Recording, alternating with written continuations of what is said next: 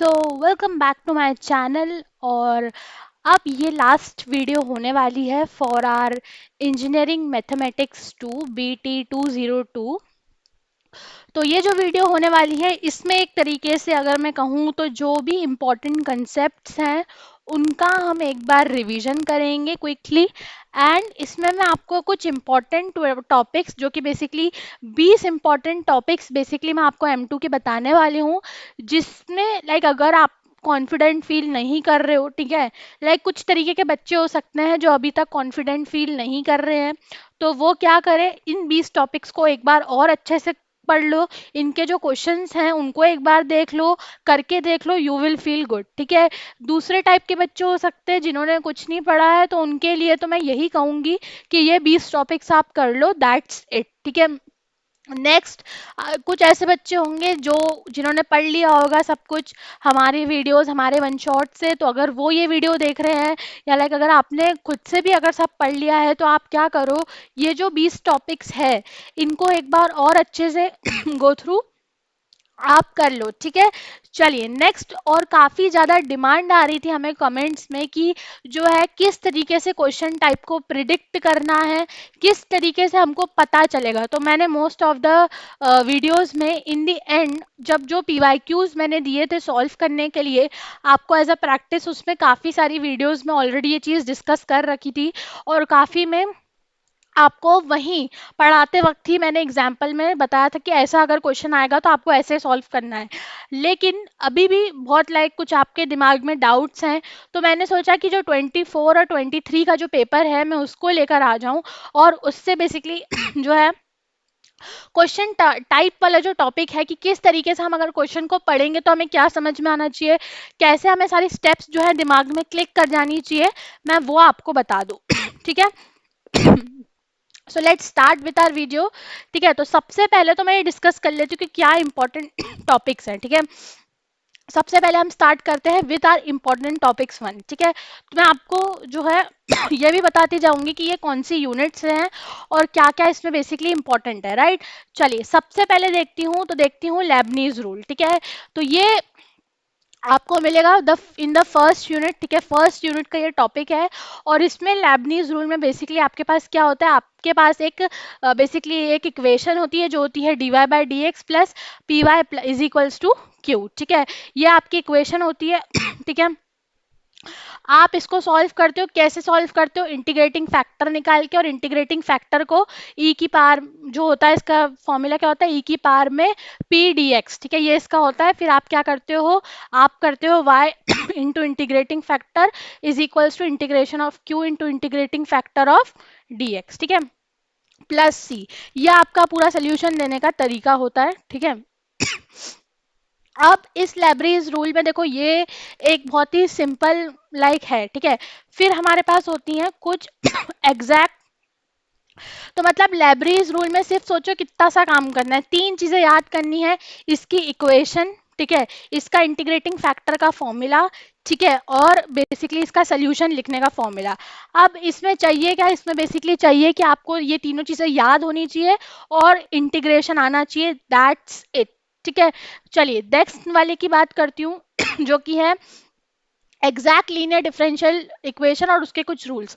तो इसका एक बेसिकली क्या होता है, इसका फॉर्मूला होता है integration of M D X plus N D Y, ठीक है। जो भी टर्म्स है उसको फ्री करना आपको एक्स और वाई से, ठीक है। ये मैंने बहुत अच्छे से अपने नोट्स में कवर अप कर चुका है, आप उसका फॉर्मूला जाके देख लीजिए एग्जैक्ट लीनियर डिफरेंशियल इक्वेशन का। और मैंने इसमें अराउंड 5 से 6 रूल्स कवर अप किए हैं, ठीक है। अब उसमें से इंपॉर्टेंट सिर्फ 5 ही रूल्स हैं, ठीक है, इंपॉर्टेंट सिर्फ आपको 5 ही रूल्स मिलेंगे, ठीक है। तो वो जो 5 रूल्स हैं, ठीक है, पहले वाले उनको कर लीजिए। एक तो ये नॉर्मल ही है कि वैसे इंस्पेक्शन वाला, जिसमें आपको बहुत सारे फॉर्मूलेज याद करने पड़ते हैं, बट मैं एडवाइस करूंगी कि उसमें जो है आप ज़्यादा टाइम इन्वेस्ट मत करो। इसमें बेसिकली कौन से रूल्स इंपॉर्टेंट है मैं आपको एक बार वो भी बता देती हूँ। 2, 3, 4 एंड 5 ये बहुत ही इंपॉर्टेंट रूल्स है, जिसमें बेसिकली आपको क्या करना पड़ता है, पहले एग्जैक्ट है नहीं है ये बता दो, फिर उसके बाद आपको क्या करना है कि जो उसका इंटीग्रेटिंग फैक्टर लिखा है वो निकालो, उससे डिवाइड करो, एंड बेसिकली उसके बाद कुछ टर्म्स फ्री करने होते हैं, वो फ्री करके उसका इंटीग्रेशन कर दो, दैट्स इट, ठीक है। फिर आती हूँ सी एफ पी आई पे। तो देखो C F and P I is the most important, first unit से ही है ये टॉपिक भी। और सी एफ और पी आई के देखो, सी एफ के चार रूल्स होते हैं, ठीक है, और पीआई के अराउंड 6-7 रूल्स होते हैं, ठीक है। आप जो है इन रूल्स को अच्छे से याद कर लो, ठीक है, क्योंकि जो जो भी क्वेश्चन आएगा फर्स्ट यूनिट से उसमें एग्जैक्ट रूल वाला ही क्वेश्चन आपका यहाँ पे आने वाला है, ठीक है। तो बस उसको अच्छे से कर लेना, ठीक है। ये सी एफ पी आई के जो रूल्स है उनको कर लेना, वो एग्जैक्ट जो है फॉर्मूला में रखने वाली चीजें हैं। तो बस आप उनको में क्या करना है कि ऑक्सिलरी इक्वेशन देखनी है पहले तो फॉर्म में कन्वर्ट करना है, उसके बाद ऑक्सिलरी इक्वेशन, फिर उसके बाद आपको कुछ नहीं करना है, रूट्स निकालने लो, उससे सी एफ आ जाएगा। और जो बेसिकली इक्वल्स टू, ठीक है, अब ये भी मैंने एक शॉर्टकट बताया था कि अगर जीरो है, ठीक है, अगर जीरो है इक्वल्स टू में तो सिर्फ सी एफ निकलेगा, अगर जीरो नहीं है तो सिर्फ मतलब क्या निकलेगा, अगर कुछ फंक्शन है तो पी आई भी निकलेगा, ठीक है। अगर फंक्शन को देखो, फंक्शन में मैंने 6-7 रूल्स लिखवाए हैं हर फंक्शन के, जो भी फंक्शन है उसका आपको एग्जैक्टली वही मेथड लगाना है, एंड थोड़ा बहुत इंटीग्रेशन करना होता है अकॉर्डिंग टू द फॉर्मूला, बस इतना ही काम इसमें होता है। तो रूल्स याद कर लोगे काम हो जाएगा, ठीक है। फिर चलते हैं साइमल्टेनियस लीनियर डिफरेंशियल इक्वेशन। बहुत इजी है, दो इक्वेशंस हमें गिवन रहेगी, उन दोनों को एक में कन्वर्ट करना है, और अगर इक्वल्स टू में जीरो है तो सिर्फ सी एफ निकालना है, और अगर इक्वल्स टू में कोई फंक्शन है तो पी आई भी निकालना है, ठीक है। एंड वेरी इंपॉर्टेंट ऐसे जो क्वेश्चंस होते हैं उनके सोल्यूशन हम ऐसे लिखते हैं C F plus P I, ठीक है, ये चीज़ मत भूलिएगा, ठीक है। फिर उसके बाद बात करूँ नॉर्मल फॉर्म की, तो यहाँ से यूनिट 2 स्टार्ट होती है। देखो नॉर्मल फॉर्म में आपका जो है u का एक फॉर्मूला होता है, v का फॉर्मूला होता है जिसमें i यूज होता है, उसका एक फॉर्मूला होता है, बस ये 2-3 फॉर्मूले होते हैं, इसके अलावा सिर्फ इंटीग्रेशन होता है, ठीक है। और एट द एंड आपको बेसिकली इसमें ऐसे लिखना पड़ता है u basically y is equals to u v, तो आपको u ढूंढना है और v ढूंढना है। तो u का एक फॉर्मूला होता है, v का एक फॉर्मूला होता है, दैट्स इट, ठीक है। v की एक इक्वेशन वाला फॉर्मूला होता है तो आप उसको लीनियर में कन्वर्ट करके वी ढूंढते हो, जो भी वी आता है उसको आप यू में मल्टीप्लाई करते हो और आपका आंसर आता है, ठीक है। फिर बात करूं मेथड ऑफ वेरिएशन की, तो मेथड ऑफ वेरिएशन पैरामीटर जो है उसमें बहुत ही इजी बातें मैंने आपको बताई थी कि सबसे पहले इसमें इसको प्रिडिक्ट, देखो नॉर्मल फॉर्म को प्रिडिक्ट करने वाला टाइप भी यही होता है कि उसके इक्वल टू में जीरो होते हैं, क्योंकि मेथड ऑफ वेरिएशन वाले का भी टाइप यही है कि इसमें भी इक्वल्स टू में जीरो ही होता है। सबसे पहले आपको सी एफ निकालना पड़ता है, जो भी दो कोफिशिएंट्स आए हुए होते हैं उससे बेसिकली हमको क्या करना पड़ता है, ए और बी निकालना पड़ता है, क्योंकि इसका जो बेसिकली हम वो लिखते हैं सोल्यूशन, वो ऐसे लिखते हैं A F X plus B G X, और एफ एक्स जी एक्स क्या है वो आप बेसिकली सी एफ वाले चीज से निकालते हो, ठीक है। एफ एक्स जी एक्स निकाल के और बेसिकली ए और बी में आपको पता है एक W वाला डिटर्मिनेंट होता है, वो सॉल्व करना, जिसमें होता है एफ एक्स का डिटर्मिनेंट, फिर उसके बाद जी एक्स और इसका डेरिवेटिव, और बेसिकली ये एक डिटर्मिनेंट होता है जिसको सॉल्व करके हमको W की वैल्यू निकालनी होती है। 3 से 4 इसमें भी फॉर्मूले होते हैं इंटीग्रेशन होता है और काम हो जाता है, ठीक है। फिर हम बात करते हैं यूनिट 3 की। मैंने आपको बताया था आर्बिट्री फंक्शन, ठीक है, जिसमें हमको सबसे पहले क्या करना पड़ता है, पी और क्यू, जो कि होता है basically partial differentiation of Z with respect to X and partial differentiation of Z with respect to Y. Z क्या है, कोई फंक्शन है, ठीक है, तो बेसिकली आपको ये पी निकालना है और आपको क्यू निकालना है, एंड आपको दोनों इक्वेशंस जो है उसमें से बेसिकली फंक्शन को एलिमिनेट करना है, और basically P Q X Y Z में इक्वेशन जो होती है वो बनानी होती है। और ये मैं आपको बता रही हूँ रिपीटेटिव पीवाईक्यूज, अगर आप मतलब आपने मेरा थर्ड यूनिट का वन शॉट देखा होगा तो मैंने रिपीटेड पीवाईक्यूज में ये बात चिल्ला चिल्ला के कही है कि ये काफ़ी इजी टॉपिक है, और मैं आपको 100% गारंटी दे रही हूँ आर्बिट्री फंक्शन वाला क्वेश्चन आएगा ही आएगा, like variation parameter, arbitrary function और सी एफ पी आई, ये तीनों चीज़ें इसमें से आएगी ही आएंगी। मैं बता रही हूँ ना, अगर ये 20 टॉपिक अगर आप अच्छे से कर रहे हो, मैं आपको बता रही हूँ आप डेफिनेटली 60+ स्कोर कर रहे हो। मैं अभी से आपको ये चीज़ की वो लिख रही हूँ, भले ही मतलब, क्योंकि देखो हो सकता है कि आप इसमें से ऐसा कोई टॉपिक पढ़ लो जो आपका अच्छा ना हो, तो डेफिनेटली आप थोड़ा कम स्कोर कर सकते हो, लेकिन अगर आप ये सब करके जा रहे हो डेफिनेटली अच्छा स्कोर कर रहे हो, ठीक है। फिर देखो नेक्स्ट थर्ड यूनिट में से हमारे पास आता है लेग्रेंजेस इक्वेशन, ठीक है। देखो बहुत ही इजी इक्वेशन है, आपको पता होगा ये इक्वेशन है P small P plus Q small Q, और बेसिकली यहाँ पे आता है कुछ, बेसिकली यहाँ पे आता है कुछ आर, है ना। तो ये हमारे पास एक इक्वेशन होती है जिसमें आपको कुछ मेथड्स भी लगते हैं इसको सॉल्व करने के लिए, और इसकी एक ऑक्सिलरी इक्वेशन बनती है जो कि होता है डी एक्स फिर P D Y equal upon में क्यू और डी जेड अपॉन में आर, ठीक है। और ये ऑक्सिलरी इक्वेशन आप सॉल्व करते हो via grouping multiplier and combination. And also इसमें एक और चीज़ लगती है जो बहुत इंपॉर्टेंट होती है, दैट इज़ कि आप इसका जो वो है सोल्यूशन वो इस तरह रखते हो, ठीक है। जो भी आपका C1 और C2 आता है बेसिकली, जो इंटीग्रेशन से कॉन्स्टेंट्स निकलते हैं, ठीक है। अब मैं बता रही हूँ, देखो ग्रुपिंग वाला आपका इसमें और मल्टीप्लायर वाले क्वेश्चन से ज़्यादा सबसे ज़्यादा आप जो टाइप है कॉम्बिनेशन का, जिसमें ग्रुपिंग प्लस मल्टीप्लायर, लाइक इसमें दो ऐसे कोई होंगे जिनको आप ग्रुप कर सकते हो और दो ऐसे जिनको मल्टीप्लायर, तो ये वाली चीज़ देख लेना। रिपीटेटिव पीवाईक्यूज में 3 से 4 5 क्वेश्चन मैंने देखे थे जिसमें आपको कॉम्बिनेशन मेथड लग रहा था, तो अगर आप सारे मेथड नहीं कर पाओ तो लेग्रेंजेस इक्वेशन और कॉम्बिनेशन वाला मेथड इसका कर लीजिएगा, ठीक है। चारपिट्स देखो सेम है बिल्कुल, चारपिट्स आपको बड़ा सा फॉर्मूला है वो याद करना है, एंड सिंपली बस उसको क्या करना है, इंटीग्रेट करना है ना, आपका आंसर निकालना है सेम फॉर्मूले में कि F A B equals to 0 में, ठीक है। फिर homogeneous linear partial differential equation, this is the last topic of third unit, ठीक है। और इसमें सबसे अच्छी बात यह है कि ये सी एफ और पी आई से रिलेटेड ही है, तो अगर आप एक बार ऊपर सी एफ पी आई कर लेते हो तो यहाँ भी आपके लिए यूजफुल होगा। और सब बस इसमें एक ही चीज़ बहुत इंपॉर्टेंट है कि इसमें general method of P I जो है वो काफ़ी ज़्यादा ट्रेंडिंग में, लाइक इसमें आपको जो रूल्स पी आई के होते हैं एफ एक्स वाले वो थोड़े से कम पूछे जाते हैं, लेकिन जो जनरल मेथड होता है वो थोड़ा ज़्यादा पूछा जाता है, ठीक है। फिर आते हैं फोर्थ यूनिट पे, analytic functional C R equation और मिलन थॉमसन। आप अगर मेरा यूनिट 4 का चेक करोगे तो सी आर इक्वेशन उसका बेसिकली दो कंडीशंस रहती हैं, और मिलन एंड थॉमसन क्या रहता है, बेसिकली एक्स को आप पुट करते हो जेड और वाई को आप पुट करते हो 0, ठीक है। ये बेसिकली है, मैंने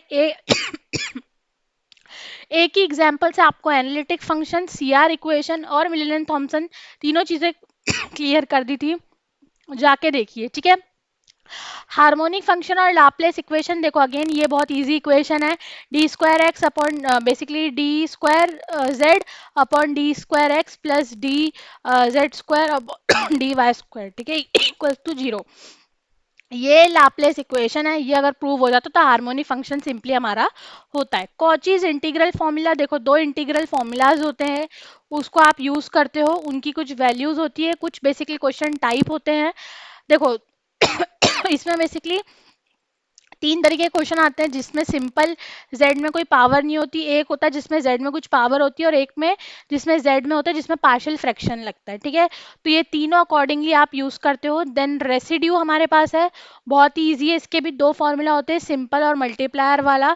अब मल्टीपल यानी जिसमें बेसिकली 2 से ज़्यादा पावर्स हो, मतलब 1 से ज़्यादा पावर हो सॉरी, एंड बेसिकली सिंपल वाले में जिसमें 1 पावर हो, ठीक है। तो ये रेसिड्यू एंड एप्लीकेशन, इसके भी बेसिकली दो फॉर्मूलाज है। एप्लीकेशंस में बेसिकली कुछ चीज़ों की आपको वैल्यूज डालनी होती है, जैसे कि मैंने आपको बता दी कॉस थीटा की, साइन थीटा की, डी थीटा की, एंड नॉर्मली इंटीग्रेशन करना है। अगर आप सोच रहे हो कि ये टॉपिक नहीं आया तो मैं आपको बता दूं ये टॉपिक बहुत बार रिपीटेशन में आया है, ठीक है। फिर बात करते हैं ग्रेडियंट डाइवर्जेंस एंड कर्ल की, तो देखो ग्रेडियंट डाइवर्जेंस एंड कर्ल जो है वो भी बहुत इंपॉर्टेंट है, ठीक है। बहुत सिंपल सिंपल है, एक एक लाइन एक एक लाइन के इसमें फॉर्मूलेज हैं, डॉट प्रोडक्ट और क्रॉस प्रोडक्ट लग रहा है बस, तो डेफिनेटली इसको भी कर लीजिएगा। सोलेनॉइडल और इरोटेशनल, सोलेनॉइडल में बेसिकली डाइवर्जेंस जीरो रहता है, इरोटेशनल में बेसिकली कर्ल जीरो रहता है। ये बहुत ही ईजी है और इस पर डेफिनेटली एक इजी क्वेश्चन एक्सपेक्ट करो आप, वेक्टर से आने वाला है जो कि इससे आने वाला है। देन अगर बात करूँ तो लाइन इंटीग्रल, सरफेस इंटीग्रल, देखो मैंने बस इसमें बताया था कि आपको याद ऐसे ही रखना है, line integral single basically integration, surface integral double integration and volume integral triple integration, ठीक है। तो ये जो तीनों इंटीग्रेशन है ये आप रखो, बेसिकली मैंने आपको तीनों इंटीग्रेशन बेसिक से पढ़ाए भी थे in the one shot of fifth video, तो आपको जाके देखने तो आप एक बार चेक कर सकते हो। इनमें बस फॉर्मूलाज हैं और किस तरीके से इसमें बस क्या होता है कि आपको ग्रेडियंट ढूंढना होता है, नॉर्मल वेक्टर ढूंढना होता है, बस फॉर्मूलेज याद कर लो और डबल ट्रिपल इंटीग्रेशन करना सीख जाओ, दैट्स इट, ठीक है। फिर बात करूँ तो यहाँ पे गॉस डाइवर्जेंस, स्टोक्स और ग्रीन थ्योरम है बेसिकली। तो Gauss divergence same is equals to, मैंने बताया था वॉल्यूम जो होती है उसके अकॉर्डिंग, बट इसका स्टेटमेंट जो है मतलब इसकी जो पूरा एक फॉर्मूला है वो आप याद करके जाइएगा, बाकी काम जो है पूरा वॉल्यूम इंटीग्रल वाला करना पड़ता है। स्टोक्स थ्योरम में बेसिकली आपको क्या करना है, ईजी है बहुत, इसमें basically curl of divergence F dot N का ढूंढना पड़ता है। एंड ग्रीन थ्योरम उससे भी ज़्यादा इजी है, आपको बस साई और फाई नोटिस कर लो, उनका डेरिवेटिव ले लो and integration with dx dy double integration, ठीक है। तो ये जो है बस आपको मैं बता रही हूँ, बस स्टेटमेंट याद कर लो और कुछ कुछ बेसिक चीज़ें हैं जो कि जैसे ग्रेडियंट क्या होता है, divergence, curl and double triple integration, that's it, ठीक है। चलिए now let's start with our paper, ठीक है, जो था बेसिकली 2024 का, ठीक है, जो कि बेसिकली सबसे रीसेंट पेपर है, ठीक है। तो देखो इसमें बेसिकली क्या आया है कि हमें बेसिकली सॉल्व करना है, ठीक है। देखो मैंने बताया था ये बेसिकली एग्जैक्ट जो है एग्जैक्ट वाला फॉर्म है, कैसे दिखा, क्योंकि देखो मैंने आपको डिस्कस किया था M D X plus M D Y वाला फॉर्म दिखा है। अब इसमें आपको थोड़े बहुत रूल्स लगा के चेक करना पड़ेगा, अगर इनका D M D Y equals to D N D X आ जाएगा, मतलब जीरो मतलब इक्वल्स टू, तो ये क्या होंगे, एग्जैक्ट होंगे। अगर नहीं होंगी तो आपको जो चार पांच रूल्स मैंने बताए इंपॉर्टेंटली, उनमें से कोई एक रूल होगा, आप इसको सॉल्व कर लोगे इजिली, उसके इंटीग्रेटिंग फैक्टर से डिवाइड करोगे एंड बेसिकली क्या करोगे आप यहाँ पे सॉल्व कर लोगे, ठीक है। चलिए नेक्स्ट बात करती हूँ, ये देखो same question again C F P I का है, ठीक है, साइन टू एक्स पीआई वाला केस भी हमने पढ़ रखा है, ठीक है। चलिए नेक्स्ट बात करते हैं, देखो simultaneously linear equation, variation of parameter, दोनों चीजें डिस्कस करी इंपॉर्टेंट टॉपिक्स में, ठीक है। फिर उसके बाद बात करते हैं हम यहाँ पे, ये है सॉल्व ये, ठीक है। तो देखो अगेन ये वाला जो क्वेश्चन है ये आपका किससे हो जाएगा, ये आपका बेसिकली देखो इसमें बेसिकली कुछ दे नहीं रखा है, ठीक है। तो आप इसमें जो है वेरिएशन ऑफ पैरामीटर जो है वो भी नहीं लगा सकते, इसमें बेसिकली आपका या तो इंस्पेक्शन लगेगा या चेंज ऑफ इंडिपेंडेंट वेरिएबल लगेगा, क्यों क्योंकि दोनों जीरो नहीं है, ठीक है। चलिए ये वाला क्वेश्चन मैंने आपसे कहा था, देखो बहुत ही कम पूछे गए हैं सीरीज वाले क्वेश्चन, ठीक है। फिर देखो चार पिट मेथड्स है, ठीक है। फिर देखो ये वही C F P I again, लेकिन इसमें देखो यहाँ पे ये वाला जो है ये पी आई का एक वो वाला केस नहीं है जिसको आप इजिली सॉल्व कर सकते हो, ठीक है। फिर देखो पार्शियल डिफरेंशियल इक्वेशन है वही, जिसको बेसिकली आपको किससे सॉल्व करना है, किससे सॉल्व करना है, इसको आप सॉल्व कर सकते हो उससे लैग्रेंजेस वाले से, ठीक है। फिर देखो हार्मोनिक फंक्शन अभी बताया मैंने लाप्लेस इक्वेशन से, ठीक है। फिर एनालिटिक फंक्शन है, फिर देखो यहाँ पे कॉचीज इंटीग्रल फॉर्मूला है, ठीक है, कॉचीज इंटीग्रल फॉर्मूला जो मैंने आपको इंपॉर्टेंट में अगेन बताया, ठीक है। फिर अगर बात करो देखो पोल और रेसिड्यूज, मतलब रेसिड्यू वाला ही again, and Cauchy's integral formula, ठीक है, देख रहे हो आप, बस कॉचीज इंटीग्रल फॉर्मूला, रेसिड्यू और थोड़ा बहुत सी एफ पी आई है and general method of PIF, method of variation है, साइमल्टेनियस इक्वेशन है और अगेन वही सारा कुछ सॉल्विंग है, ठीक है। तो देख सकते हो मतलब कितना इजी काम यहाँ पे जो मैंने टॉपिक्स आपको बताए, और देखो आधी चीजें तो खुद से लिख के आ जाती है, आप प्रिडिक्ट कर पा रहे हो। यहाँ पे देखो मैंने कैसे किया, अगर आपको फॉर्मूला याद होता तो यहाँ पे आप एग्जैक्ट वाला प्रिडिक्ट कर लेते, अगर आपको ये दो इक्वेशंस वाला देख के पता होता तो आप प्रिडिक्ट कर लेते साइमल्टेनियसली, लेकिन उन्होंने इतना अच्छा लिख के भी दिया तो काफी चीजें लिख के खुद ही आ जाएंगी। अगर नहीं आ पाती हैं तो आप जो है इनके जो बेसिक वो होते हैं, क्या बोलते हैं, जो उनका फॉर्म स्टैंडर्ड फॉर्म्स होता है उनको अगर याद रखते हो तो क्वेश्चन टाइप प्रिडिक्ट करना इज नॉट डिफिकल्ट। ठीक है, फिर देखिए यहाँ पे लेबनीज, ठीक है, लेबनीज रूल है, देखो मैंने आपको बताया था। फिर देखो अगेन ये क्या है, ये देखो अगेन वही M D X plus N D Y. ठीक है, फिर ये देखो C F P I, again cos X का पी आई आप इजिली निकाल सकते हो। ठीक है, फिर देखो यहाँ पे ये ये एक सीरीज वाला क्वेश्चन है। ठीक है, फिर अगर बात करें तो मेथड ऑफ वेरिएशन है। फिर देखो partial differential equation solvable for P वाला है ये, और ये फर्स्ट रूल बेसिकली है, अगर आप जाके देखोगे इसमें लेग्रेंजेस वाले में। ठीक है, या तो वो है या फिर बेसिकली जो सॉल्वेबल फॉर पी, बट ये थर्ड यूनिट से है, तो बेसिकली अगर आपने देखा होगा लेग्रेंजेस वाला जो रहता है उसमें बेसिकली फर्स्ट रूल जो मैंने आपको पढ़ाया ये उससे रिलेटेड है, जिसमें आप देखते हो कि एक मैंने पढ़ा था X Y P plus function of X Y Q, ये थर्ड या फर्स्ट रूल में से कोई एक है जब मैंने आपको लेग्रेंजेस करवाया है वन शॉट में। ठीक है, तो देखो अभी मेरे से भी यहाँ पे भूल हो रही थी, सॉल्वेबल फॉर पी कह रही थी मैं, लेकिन जब थर्ड यूनिट देखा मैंने थोड़ा सा, देखो नीचे चार पिट में तो समझ में आ गया मुझे कि दोनों क्वेश्चन थर्ड यूनिट से ही, तो मुझे समझ में आ गया कि यहाँ पे जो है लेग्रेंजेस लगने वाला है। ठीक है, तो ऐसे आपको दिमाग चलाना है। फिर देखो अगेन ये चार पिट्स है, ये अगेन क्या है सी एफ पी आई है, बट यहाँ पे देखो पी आई निकालना जनरल मेथड से निकालने वाला केस है, यहाँ देख लेना कि आई थिंक साइन एक्स का तो है बट लेकिन अंदर आप नहीं कर सकते तो जनरल से निकालना पड़ेगा। फिर ये है एनालिटिक फंक्शन है। ठीक है, फिर हार्मोनिक फंक्शन है। ठीक है, फिर देखो रेसिड्यू आ गया, फिर गॉस डाइवर्जेंस थ्योरम, बोला ही था मैंने गॉस डाइवर्जेंस थ्योरम, और देखो कर्ल एफ आ गया। ठीक है, Cauchy's Cauchy's C R equation. ठीक है, सी आर इक्वेशन, और देखो शॉर्ट नोट भी आपका आया है। ठीक है, कॉचीज रीमन इक्वेशन, वही दो वाले याद होते तो मजा आ जाता, और स्टॉक्स थ्योरम मैंने आपको दोनों ही इंपॉर्टेंट में बताई है। मतलब आप देख रहे हो कि जो जो इंपॉर्टेंट बताया वो कितना सारा आ रहा है यहाँ पे, और मतलब कितना इजी पेपर आ रहा है यहाँ पे। मतलब मैं आपको एक चीज समझो कि कॉस डाइवर्जेंस आपको 14 मार्क्स देके जा रही है, सीधे सीधे जो तीन थ्योरम है वही कर लो तो 14 मार्क्स 23 समथिंग पासिंग होता है। और अगर यहाँ पे बच्चे बोलते हैं कि हमने 14 मार्क्स यहाँ हो गए, 7 मार्क्स और पकड़ लो, यहाँ पे आप आपके हो जाएंगे 21 मार्क्स, और ऐसा कुछ एक दो फॉर्मूला और लिख के आ जाना कहीं सॉल्विंग वगैरह में, 3-4 मार्क्स वहाँ मिल जाएंगे इजिली। 3 क्वेश्चन में आप पास हो रहे हो, एंड फिर भी ये लोग बोलते हैं कि M2 बहुत डिफिकल्ट है। देखो अगर थोड़ा सा ध्यान लगा के सही चीज़ों से पढ़ोगे तो कोई दिक्कत नहीं है। फिर बात करते हैं, देखो मैंने पूरी प्लेलिस्ट यहाँ पे कंप्लीट कर दी है। ठीक है, आपका basically unit 1, unit 2, unit 3, unit 4, unit 5, पूरी की पूरी प्लेलिस्ट है मेरे चैनल पे, आप आरजीपीवी रूमर्स पे जाके चेक कर सकते हो। 4 घंटे, देखो 4 घंटे से भी कम का टाइम है, लाइक 3.7 आवर समथिंग ये है। ठीक है, लेकिन मैंने मोटा मोटा आपका खाने पीने का ब्रेक पकड़ लिया रात का। 4 घंटे जो है, ठीक है, 4 घंटे में आप पूरा का पूरा M2 फोड़ सकते हो अगर आप मेरे वन शॉट्स देख के जा रहे हो तो।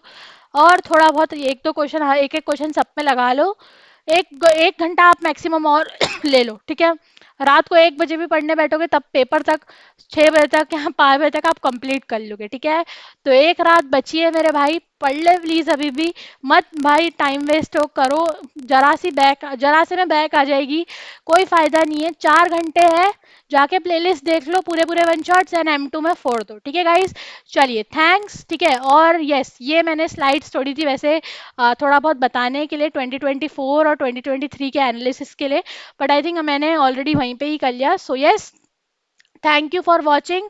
प्लीज़ लाइक करिएगा इसको, इस वीडियो को काफ़ी ज़्यादा प्यार दीजिएगा, काफ़ी ज़्यादा मोटिवेशन मिलता है। कल हम इस बात पे ज़रूर वीडियो बनाएंगे कि क्या जो हमने प्रिडिक्ट करा उससे पेपर आया, जो पढ़ाया उससे पेपर आया कि नहीं। डेफिनेटली इस चैनल को शेयर भी करिएगा अपने सारे दोस्तों के साथ जिन्होंने अभी तक किताब नहीं खोली है, राइट। सब्सक्राइब भी कर लीजिएगा चैनल को, क्योंकि आने वाले टाइम पे सारे जो सब्जेक्ट्स उनके वन शॉट आने वाले हैं। जैसा कि आप ले लो इंग्लिश हो गया, और मैकेनिक्स नेक्स्ट मैकेनिकल वाला BME जो सब्जेक्ट है उसका आपके पास वन शॉट्स डेफिनेटली आने वाले हैं, तो स्टे ट्यून ठीक है। प्लेलिस्ट की लिंक आपको डिस्क्रिप्शन आई बटन और बाकी वीडियोस की भी प्लेलिस्ट में डिस्क्रिप्शन आई बटन पे मिल जाएगी। इस PDF के लिए आप व्हाट्सएप चैनल ज्वाइन कर लीजिएगा, जिसकी लिंक आपको पिन कमेंट्स में मिल जाएगी, राइट। चलिए all the best, and M2 को प्लीज़ फोड़ दो, अगर नहीं पढ़ा तो 4 घंटे में प्लेलिस्ट देख के फोड़ दो, बट प्लीज़ फोड़ दो। All the best for your exam.